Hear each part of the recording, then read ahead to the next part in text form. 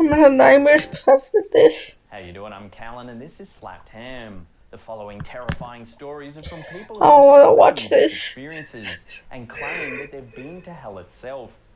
But as always, Fuck just no, I quickly don't before we wanna get into watch the this. stories, remember to hit that subscribe button for more interesting content just like this.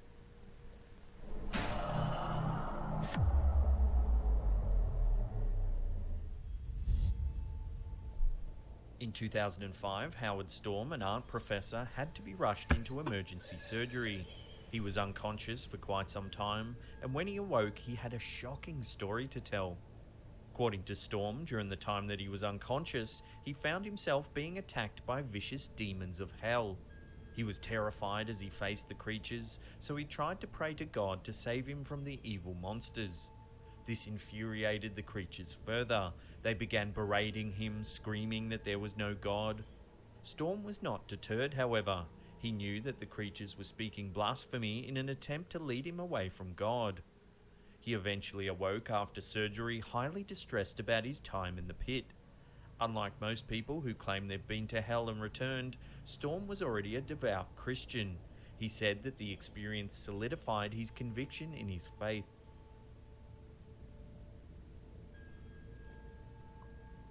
The case of Dr. Stephen Long is a unique one.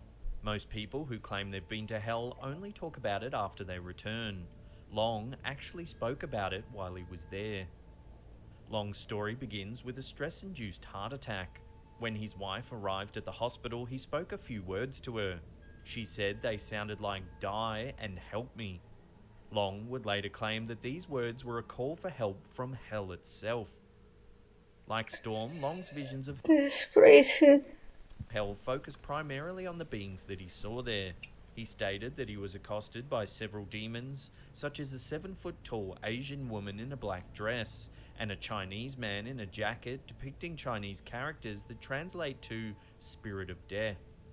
Long was frozen, unable to speak or fight them until he regained consciousness.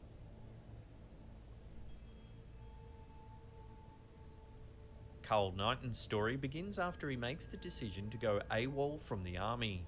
Lacking direction, he went on a drug binge. One day, after accidentally overdosing on Valium, he found himself falling into a place that was pitch black. The first thing he noticed was the stench. He states it was a smell so rotten that it's beyond all imagining. Then the demons of the pit began grasping and pulling at him, taking him further into hell. Knighton's most vivid memory of hell is that of the iconic lake of fire that is a central fixture in many popular depictions of hell.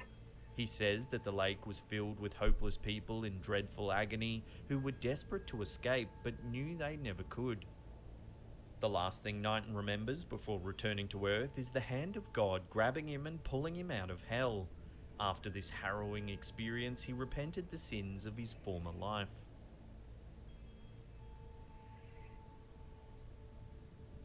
Of all the people who claim they've been to hell, Linda Gouger is easily the most controversial. The controversy doesn't really come from the story itself, but rather how she reacted after her near-death experience. During her alleged time in hell, Gouger reportedly met several well-known figures, including politician Muammar Gaddafi and singer Whitney Houston. She also claims that her own parents were present in hell. After she returned to Earth, Gouger began spreading the lessons that she learned from her time in hell. She states that based on what she saw, she believes that all Catholics and Muslims will go to hell after death. She also asserts that Christian ministers who make money from their ministries will go to hell because they're more interested in profit than in the teachings of God.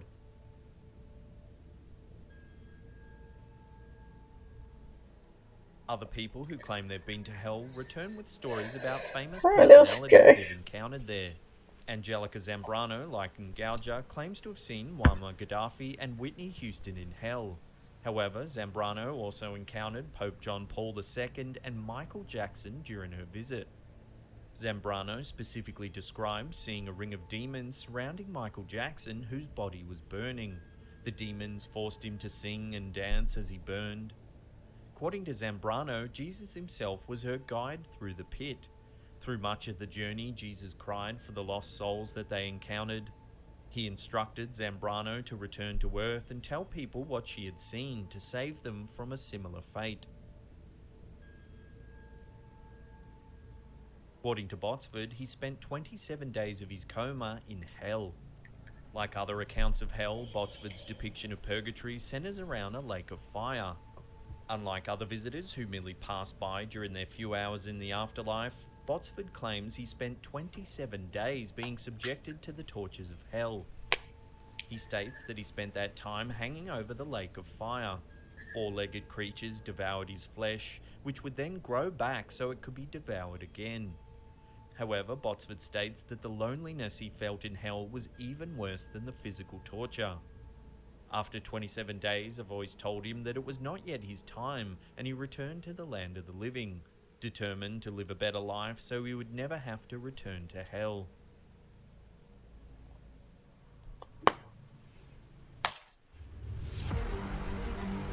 The practice you are about to... That's crazy. Fuck. What if it is true? Damn. Everyone needs to behave. to learn is almost never described publicly. Angie